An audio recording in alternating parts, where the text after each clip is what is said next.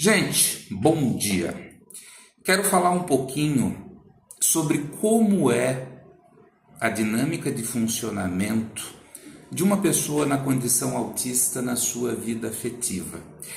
E tem uma coisa importante aqui.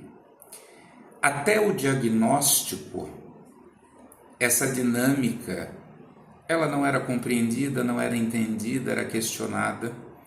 Muitas vezes depois do diagnóstico, isso continua.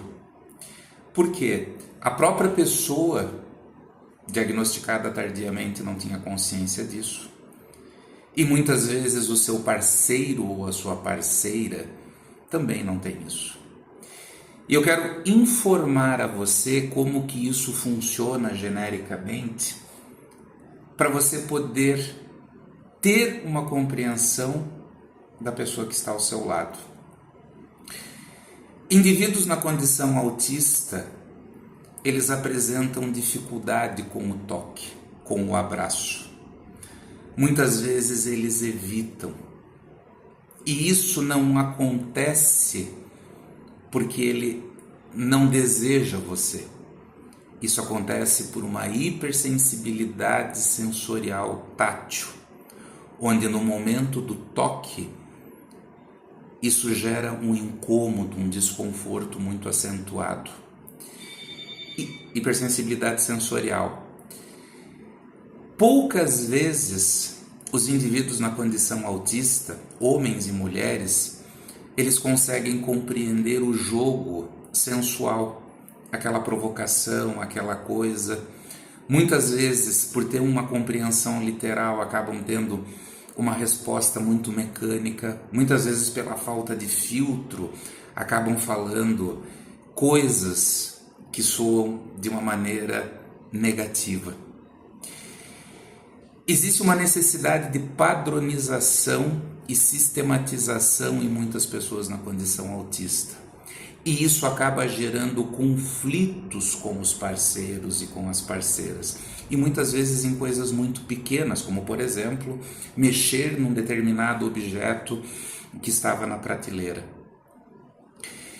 A exaustão é uma grande marca de pessoas na condição autista em virtude de sobrecarga sensorial. E essa exaustão, ela muitas vezes dificulta a realização de atividades dentro de casa. E ela vai fazer com que o indivíduo evite alguns contatos íntimos.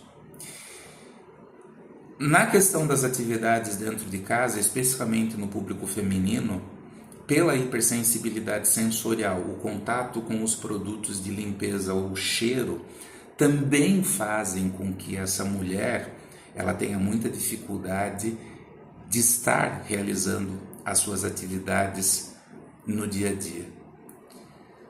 Existe uma necessidade de isolamento.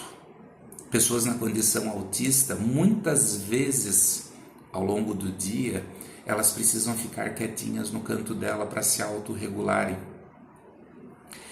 As pessoas na condição autista têm muita dificuldade de falarem sobre os seus sentimentos.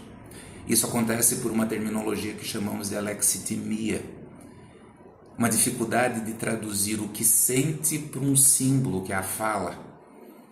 E essa dificuldade não está sobre apenas o que sente, mas também sobre o que ela quer, sobre o que ela deseja, sobre o que é importante para ela.